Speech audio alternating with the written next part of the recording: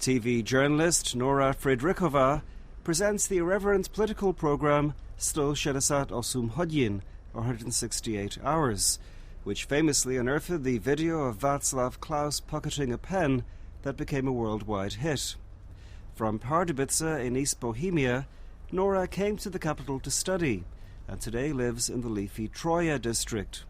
But our tour of her Prague begins in Karlín, which, like several other districts near the city centre, has become increasingly hip in recent years. Despite the fact I don't live here, Karlín belongs to my favorite parts of Prague.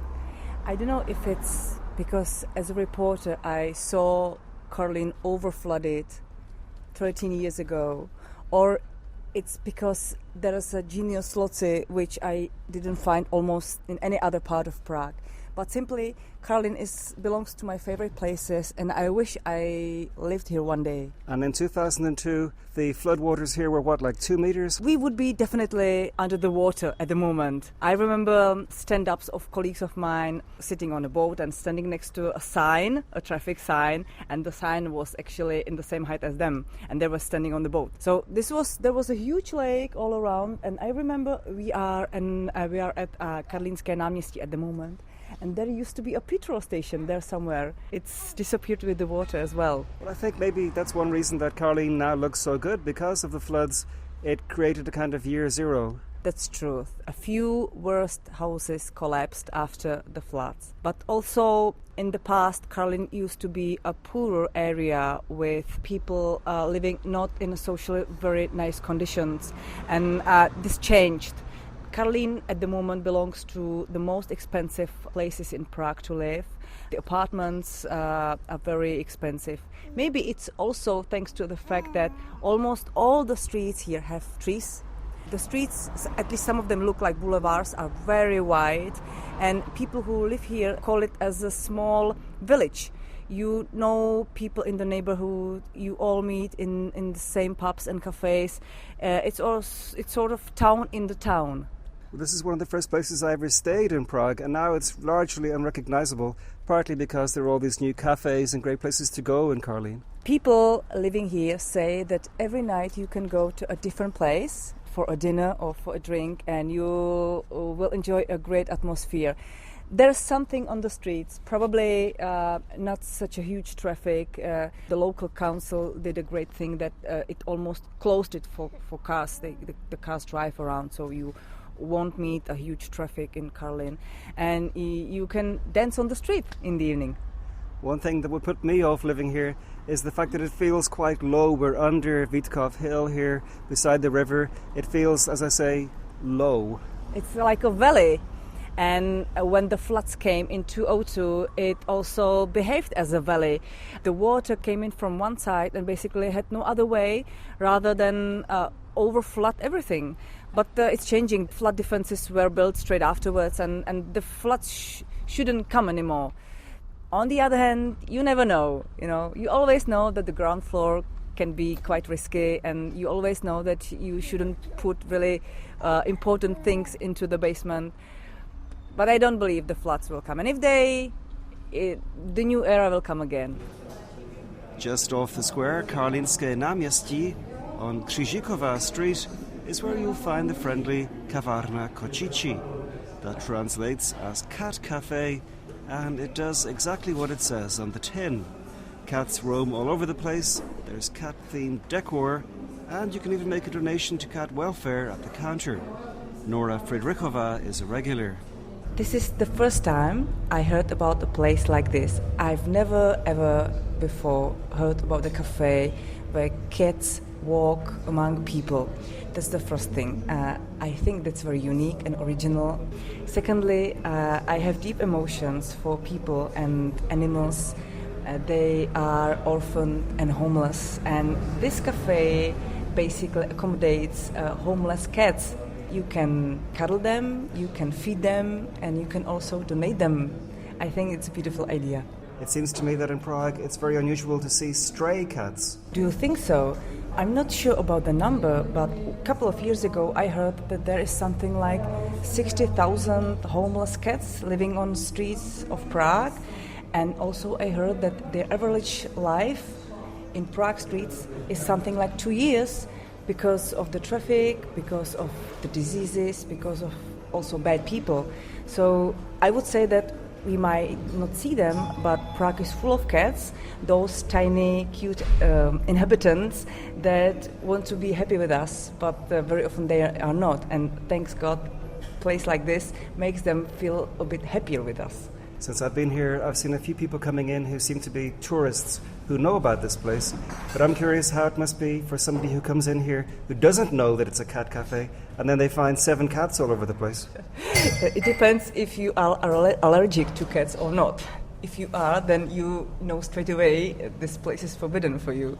But if you're not, then you might be very happy with them. I love cats. I love dogs. I have 1 dog at home, and if this was a place without cats, my dog probably would come with me. But she's a Jack Russell Terrier, so she would be hunting the cat, so she's not allowed to come here. But I know this place is very new. I think it's open for a couple of months. And the first time I heard about this, I was like thinking, wow, what a great idea. The reason why I love these places now, I have 2 children, and the older one is gobsmacked with cats. So this is a perfect place for moms with kids to come in, of course, knowing that these are animals. So the children must be very careful and not to torture cats as we all did when we were small children. Maybe I'm a little bit too fussy, but isn't there an issue with hygiene with cats all over the bar?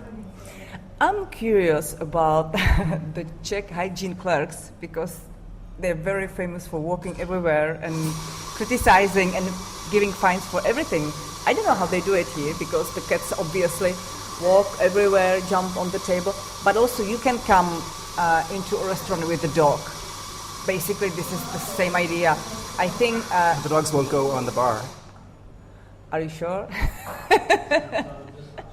Very often dogs eat with their owners sitting by the table.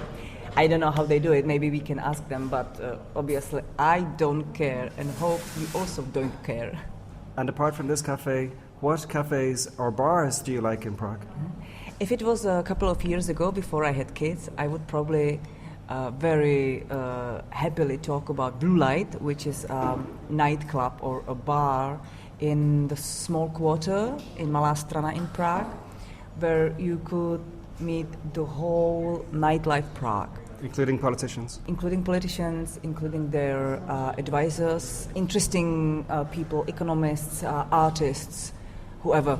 But because I have 2 children, now I prefer places where I could bring in children, where there's, for instance, small playing area, or where they have animals. This is the only place with animals, so that's why I'm coming in. Nora and I conclude our tour of her Prague at the city's wonderful Stromovka Park. As she tells me, as she looks after her 3-month-old second daughter in the sweltering heat, Stromovka has become an important part of her life in recent years. I don't live far away, I live nearby Stromovka, and this is the place where you can basically do whatever you want to. You can relax, you can do sport, you can have a party, or you can just play with your children. If you come in, you wouldn't believe even for a second that you are basically in the center of a city. This is the largest park of Prague. I would call it lungs of Prague, because I live on the hill on our left side, and I look at it from my balcony, and it's just a huge wood and the rest of Prague all around. And if New York has got Central Park or London has got Hyde Park, we have Stromovka. I know you like running. Do you run here in Stromovka? Sometimes I do. Sometimes I do also rollerblading. I also do it with my dog, which is very comfortable because there is a number of lakes, and my doggy can swim in the lake after the sport with me. The only disadvantage is I can't swim. But also there's a restriction from the last year that dogs are not as much allowed to swim in the lakes as before because of the ducks swimming also in the lake. And sometimes because of some dogs, the ducks don't feel so comfortable. So the dogs and the ducks must somehow both fit into the lake in the way that everything's appropriate and nobody gets any harm. I've been here sometimes when there's been a lot of people running and especially rollerblading. Does it ever get overcrowded? Sometimes if you rollerblade down the hill, you feel a bit anxious if the people down there will disappear in next few seconds, otherwise you'll hit them. But probably not. Or maybe I was just lucky. Sometimes I was even running here in the morning, and the funny thing was that there were always people. I've never been here alone. What I also like, and I very often saw it in the Middle East, and I'm happy that people in Prague also do it, that you can do your own private grill party on the grass. You bring the grill and you just bring the food, the meat, and you prepare everything by yourself. Grilling is allowed? The public can grill themselves here legally? I saw there a number of parties, number of groups of people doing it. So obviously I think it does, because the policemen walk around the whole time, and I saw it. Yes. We're here today with one of your two small daughters. Has your view of Stromovka changed, or of Prague changed, since having children? Definitely, because I must admit I've never had a party in Stromovka before. After giving birth to my first daughter, I remember I was here almost daily, losing my pregnancy kilograms. Sometimes the places come into your life because you just change your life, and I was very happy to find this place.